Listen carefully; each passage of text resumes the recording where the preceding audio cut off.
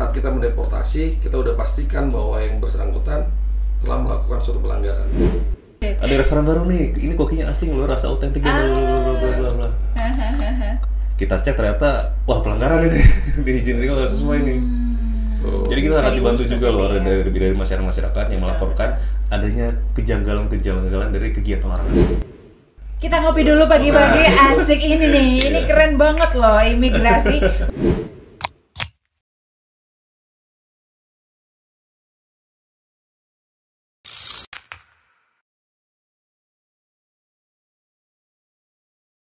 Oke, sahabat Mido, sahabat imigrasi Indonesia, apa kabar dimanapun Anda berada? Mudah-mudahan sekarang ini dalam kondisi yang baik, sehat, dan tetap semangat ya. Kalau kita bicara tentang imigrasi atau kita mendengar kata imigrasi, mungkin banyak yang langsung berpikir paspor. Padahal sebenarnya nih, sahabat Mido, kita kenalan dengan imigrasi, kita tahu banyak tentang imigrasi, itu banyak banget yang bisa kita dapatkan. Nah, mau tahu lebih banyak lagi, sekarang ini Ivana sudah bersama dengan teman-teman dari imigrasi. Ada dua orang yang keren banget di sini. Ada Pak Ivan dan juga Pak Dedi. Apa kabar Pak Ivan, Pak Dedi? Kabar baik, Mbak Ivana. Boleh dong dikenalin dong Pak Ivan ini di kantor imigrasi sebagai apa gitu?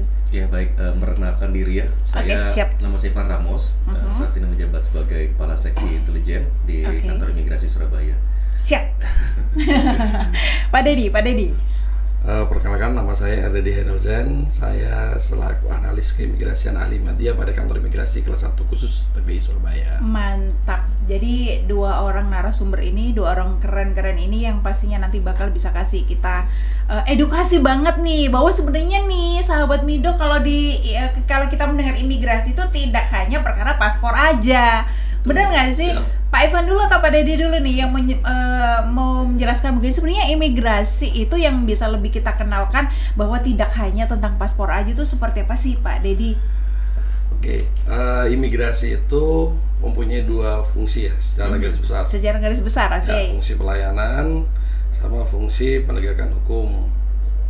Nah, ini yang secara garis besar masyarakat tahu ya, bahwa kalau di pelayanan itu orang selalu berpikir tentang wah dokumen perjalanan, paspor nih. Pasti. Gitu kan. Nah, tapi di sisi yang lain bahwa kita punya fungsi pengawasan terkait dengan keluar, masuk, dan berkegiatannya warga negara asing yang ada di wilayah Republik Indonesia. Keluar dan masuknya serta dalam proses berkegiatan di dalam di Indonesia ini warga negara asing itu ngapain aja atau seperti aja, memang dalam pengawasan dong ya Pak Dedi ya.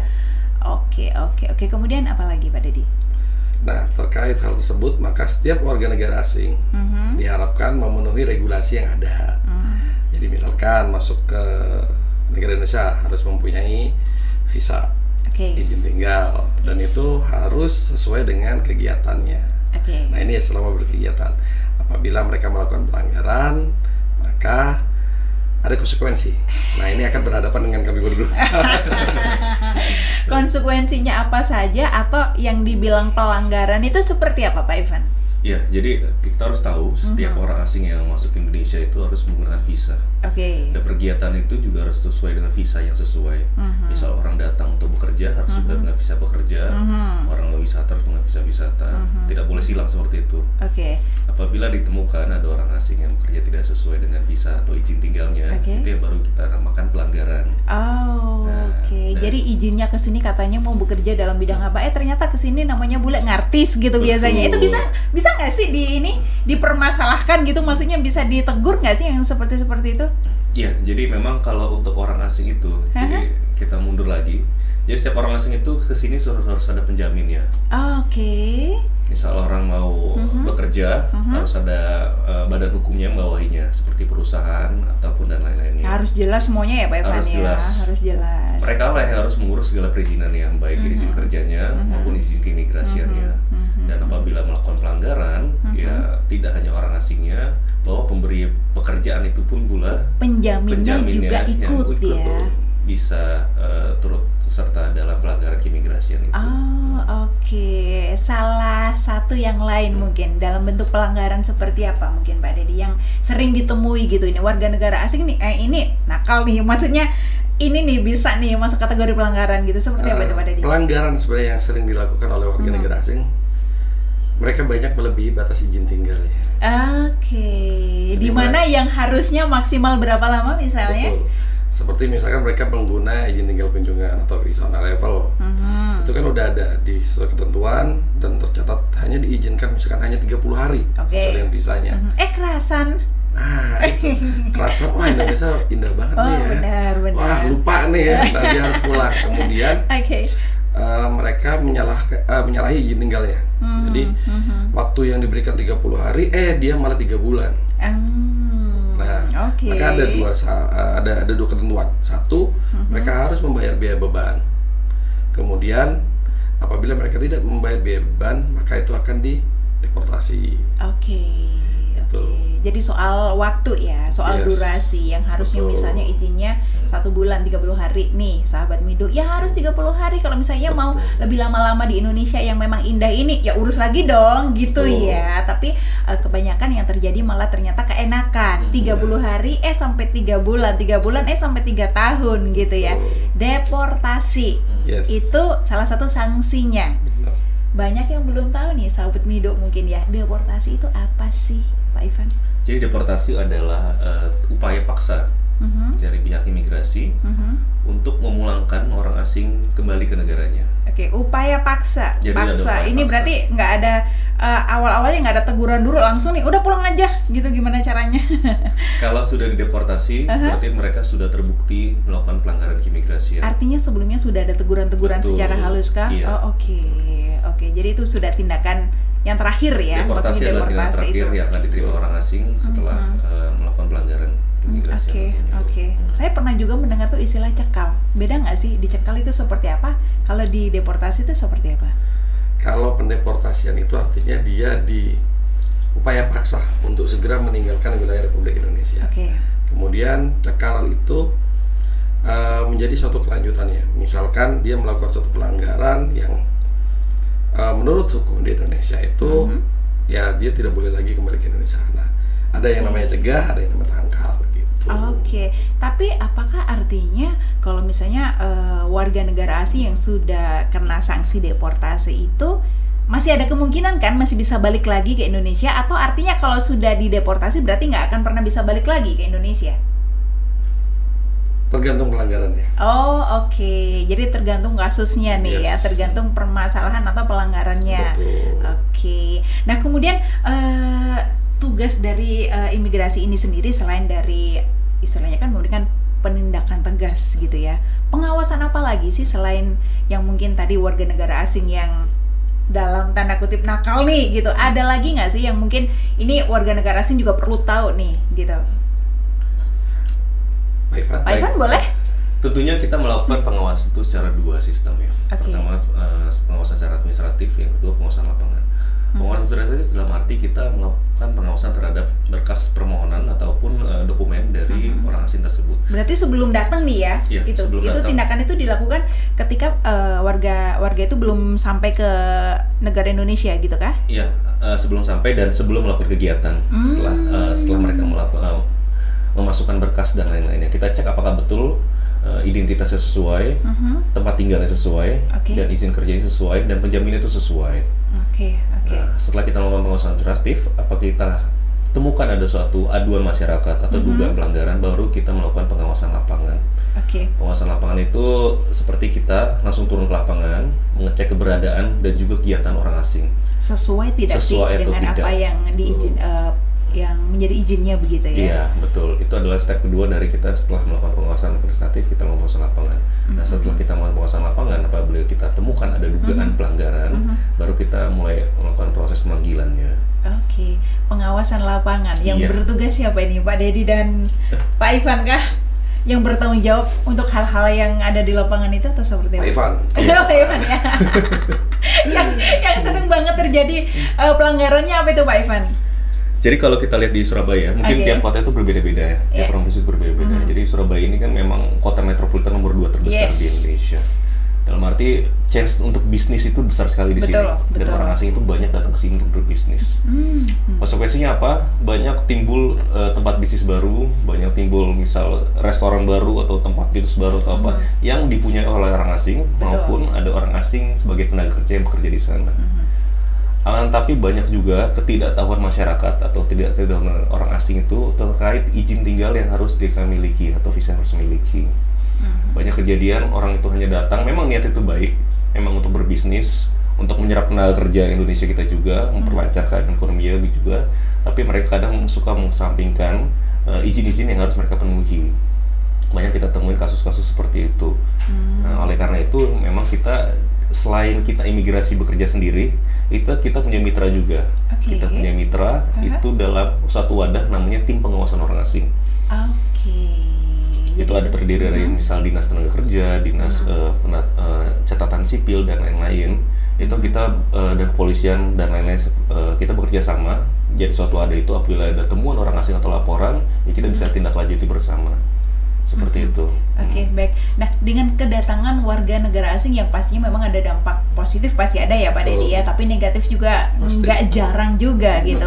Sebagai warga negara Indonesia yang mencintai negerinya gitu, yang kepengen tetap aman dari harapan kita, kan pastinya WNA ini datang ini dengan baik-baik aja, memberi impact yang baik-baik aja. Tapi kalau ternyata ada dampak negatif itu sebagai warga ini kita bisa melaporkan nggak ya? Atau mungkin ada hal-hal apa nih Pak Dedi yang bisa saya nih sebagai WNI yang baik misalnya, saya kepengen menjaga biar semuanya tetap aman, saya mencurigai hal-hal yang bisa mencurigai atau yang perlu kita waspadai, yang bisa kita laporkan itu seperti apa? Nah, ini yang saya tunggu dari tadi. Siap.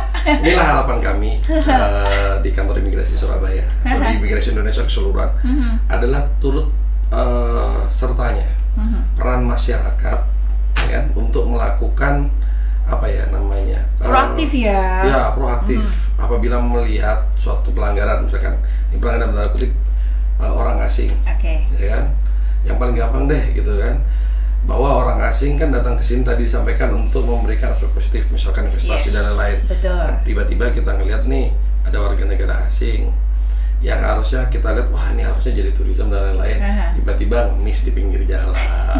Kayaknya nggak jadi ngemis Pak Dedi, keburu diajak main film dulu kalau.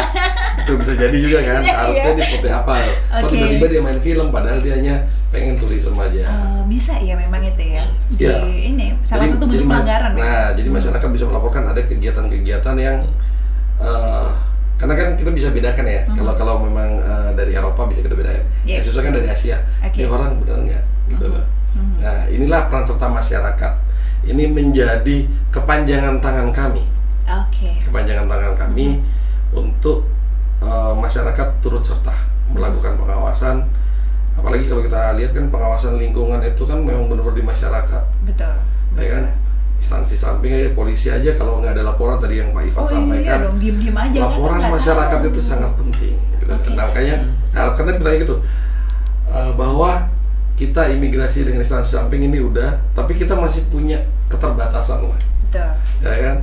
Nah, peran serta masyarakat untuk melaporkan tersebut, misalkan nih tadi saya datang ke ruang podcast ini lah ya, kita ngeliat kan, wah ini sentra bisnis juga ya, sentra bisnis di tempatnya juga ini juga, terus ini apartemen, paling tidak ada peran serta masyarakat yang bisa tinggalkan, oh di sini ada tinggal warga negara asing, ya kan, kemudian dia sering bikin keramaian atau apapun yang mengganggu, ya kan, bisa dilaporkan kepada kami. Nah, alamat pelaporannya Pak Ivan. Bisa dilaporkan di mana nih Pak Ivan? Kalau misalnya karena langsung di pengawasan. Siapa tahu nanti saya nemu-nemu yang nggak beres-beres gitu kan. Tapi sebentar, kita clearkan dulu kategori yang mungkin bisa kita laporkan. Itu hal-hal yang meresahkan yang seperti apa aja? Mungkin selain bikin keributan apa gitu ya. Apalagi yang bisa kita, oh ini jangan sampai masyarakat yang kepingin turut serta ternyata salah lapor gitu Pak Dedi, maksud saya. Apa nih kira-kira yang jadi kalau orang asing yang misal mengganggu ketertiban umum itu sudah jelas ya, sudah jelas, Tapi kita termasuk juga masyarakat. Jadi semakin meningkatnya sosial media itu semakin memudahkan kerja kita. Kenapa? Betul, yes. Karena banyak sekali itu masyarakat melaporkan kegiatan orang asing itu memviralkan lewat TikTok maupun Instagram. Nah, itu loh. Oke. Ada restoran baru nih, ini kokinya asing loh, rasa otentik dan bla. Kita cek ternyata, wah pelanggaran ini, diizinin nggak sesuai nih. Jadi kita sangat dibantu juga loh dari masyarakat yang melaporkan adanya kejanggalan-kejanggalan dari kegiatan orang asing itu sendiri. Itulah makanya kita perlu banget peran serta masyarakat di situ. Oke, lantas kita bisa melaporkannya dengan cara seperti apa nih Pak Evan? Baik, kita punya nomor pengaduan juga. Di nomor WhatsApp kita mungkin bisa dihubungi teman-teman di 0853 3334 4175. Saya ulangi di 0853 3334 4175. Oke, jadi sahabat Mido, kalau mungkin sekarang ini sudah tahu kan di mana arahnya kalau misalnya mau melaporkan itu kalau ada tindakan-tindakan dari WNA yang mencurigakan, meresahkan atau mungkin bikin nggak nyaman kita gitu, boleh langsung dilaporkan ke nomor tadi ya, Pak Ivan ya.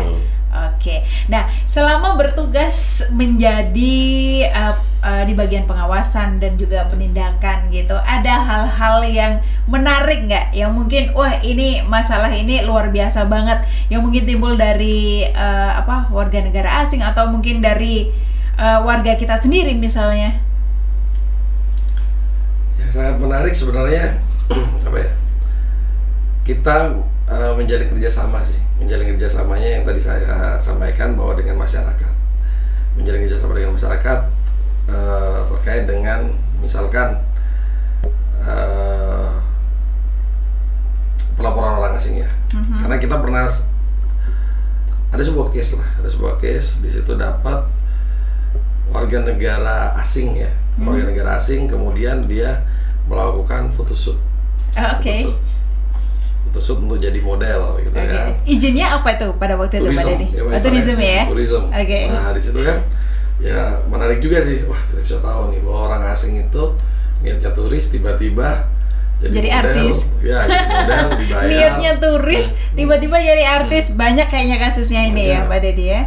Dan itu bertempat di mungkin ya di luar pemantauan kita kan, kita juga mungkin kayak di apartemen gitu kan. Nah itu di apartemen mungkin di kolam renangnya atau di tamannya.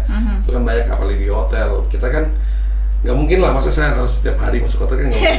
Nah ini tuh peran serta masyarakat ini yang butuh ada kepanjangan tangan itu ya. Itu yang sangat menarik juga kan. Wah jadi kita yang nggak pernah ke hotel bisa tahu ke hotel. Iya. Kita yang mungkin nggak pernah tahu proses gimana sih photoshoot jadinya tahu gitu ya. Tapi mengelak nggak sih atau mereka defense nggak Pak Dedi? Misalnya ketika izinnya adalah tourism, ternyata di sini seperti yang kita senggol tadi ternyata menjadi artis dengan alasan loh saya kan diajak, saya datang ke sini bukan sebagai bukan maunya seperti itu, tapi kan memang tidak menutup kemungkinan nih banyak kan memang warga kita sendiri yang menawarkan mereka untuk bekerja sama, itu tetap mereka kena sanksi atau seperti apa kalau seperti itu? Untuk pengenaan sanksi sebenarnya yang tadi disampaikan oleh saya, ini kita tahu dari tourism dia tiba-tiba kerja, kita lakukan serangkaian apa yang namanya pemeriksaan lah. Ada prosesnya ini ya, diperiksa dulu benar enggak, kemudian kalaupun tetap ada sanksi ya sanksinya menyesuaikan begitu ya, sesuai dengan pelanggaran yang dilakukan. Nah makanya tadi ujungnya itu adalah deportasi yang disampaikan Pak Ivan. Makanya saat kita mendeportasi kita udah pastikan bahwa yang bersangkutan telah melakukan suatu pelanggaran. Jadi saya sampaikan juga imigrasi saat melakukan suatu penindakan, salah satunya deportasi, itu kita sudah melakukan serangkaian pemeriksaan atau salah satu pembuktian yang tadi disampaikan oleh Mbak Ivana. Yang bersangkutan ini memang benar-benar melanggar. Apabila memang dalam pemeriksaan mereka tidak melanggar, kita tidak bisa juga langsung melakukan harus deportasi tidak. Sebentar salah tangkap, salah deportasi juga bahaya ya. Image-nya imigrasi juga nih terkena ya. Inilah kepastian hukumnya gitu loh. Kalau memang dia tidak bersalah atau memang harus dilakukan pembinaan ya kita sampaikan. Tapi kalau memang dia terbukti bersalah maka ya jelas. Karena ini menyangkut kedaulatan negara juga. Betul. Kredibilitasnya imigrasi juga dong. Jadi kalau memang udah ketahuan bersalah, udah ketahuan melanggar, diingatkan 1, 2, 3 mungkin ada prosesnya begitu ya, sahabat Ipo ya. Kemudian sahabat Mido, kemudian kalau sudah benar-benar wah ini udah fatal nih, ya udah silakan pulang ke negara Anda. Begitu ya.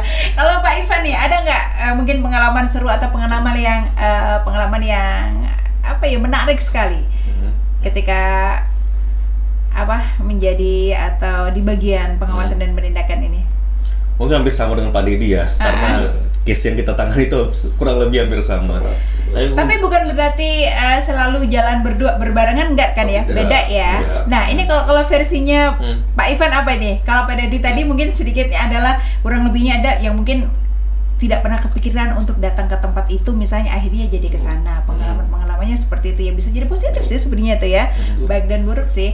Kemudian kalau Pak Ivan apa nih? Kalau saya mungkin ya kita ya kurang lebih hampir sama ya. Mungkin menghadapi WNA yang ngeyel banget, udah tahu salah, tetap tidak merasa salah, itu seperti apa Pak Ivan? Itu. Kalau itu sudah pasti ya, namanya orang itu kalau salah kan pasti ada pembelaan juga. Tapi mungkin saya mau garis bawahi juga, jadi untuk masyarakat juga warga negara asing itu tidak perlu terlalu khawatir ya, karena imigrasi sekarang tuh tidak mengedepankan represif. Represif dalam arti selalu tindakan kami ya dalam pengawasan itu pasti kita melakukan upaya preventif dulu. Preventif seperti apa? Itu seperti kita melakukan misal sosialisasi, seperti yang podcast seperti ini, atau kita melakukan beritaan juga di sosial media kita juga. Jadi intinya kami itu masyarakat dan orang asing itu harus tahu dulu. Kita sudah memberitakan dulu persyaratannya apa, mereka administrasi seperti apa. Apabila mereka tidak melakukan, baru kita melakukan pengawasan dan kita berujung penindakan. Jadi kita edukasi dulu, sahabat Mido. Pasti ada edukasi dulu, pasti ada sosialisasi dulu. Apa aja sih yang harus kalian atau teman-teman ini tahu dan laksanakan. Tapi kalau sudah dikasih tahu, sudah dijelaskan, masih tetap ngeyel, ya silakan berhadapan dengan Pak Dedi dan juga Pak Ivan. Jadi tambahannya juga, kita di lapangan juga kita berusaha untuk selalu bersifat humanis ya. Seperti apakah contohnya? Ya kita mengedepankan. Ya kalau terlalu nggak juga sih. Tapi kita berusaha untuk ramah, kita menjelaskan detailnya seperti apa. Ya kan yang seperti tadi disampaikan oleh Pak Ivan bahwa kita sudah tidak jemu-jemunya istilahnya mensondingkan hal tersebut ya kepada masyarakat ya, contohnya kayak gini. Ini biar bisa tersondingkan kan secara layak, biar mereka paham dulu. Karena kan selalu bahwa mereka akan itu perlawanan tuh saya nggak tahu saya gini ini ya. Makanya mereka berusaha untuk selalu counter attack. Nah, makanya kita coba untuk humanis, menjelaskan duduk permasalahannya seperti apa dan pembuktian seperti ini, maka kita juga tidak semua tahu ayo ditantang, tidak. Kedekatan emosional tetap diupayakan dulu ya. Kita menjauhi sifat arogan. Bersahabat dulu ya, baik-baik dulu. Yang penting seperti itu. Tapi kalau memang masih nggak bisa juga, baru deh ada tindakan tegas. Seperti itu. Ivan, ada mungkin yang ingin disampaikan? Ya mungkin tadi melengkapi aja ya. Ya kami menghimbau juga pada masyarakat juga. Ya kami imigrasi itu sangat mendukung investasi asing sesuai dengan arahan pemerintah. Tapi mohon kesadaran juga dari masyarakat apabila ingin mengundang warga negara asing ke wilayah Indonesia, lebih tepatnya Surabaya, mohon disesuaikan dengan izin tinggal mereka dengan pekerjaan ataupun kegiatan yang bersangkutannya. Jadi pelajari aturan, sesuaikan administrasinya. Apabila semua sudah terpenuhi, ya silakan saja untuk mengundang orang asing, tenaga kerja asing maupun investor asing ke wilayah Indonesia. Mantap. Jadi sebenarnya dari teman-teman imigrasi itu sangat welcome banget untuk warga negara asing yang mau datang ke Indonesia, mau investasi, mau usaha, mau apapun itu, tourism gitu ya. Yang penting semuanya tetap pada jalurnya, sesuai dengan izinnya. Begitu gampang banget kan sahabat Mido ya. Terima kasih ya Pak Dedi ya, Pak Ivan. Kita ngopi dulu pagi-pagi, asik ini nih. Ini keren banget loh imigrasi. Udah sekarang ya.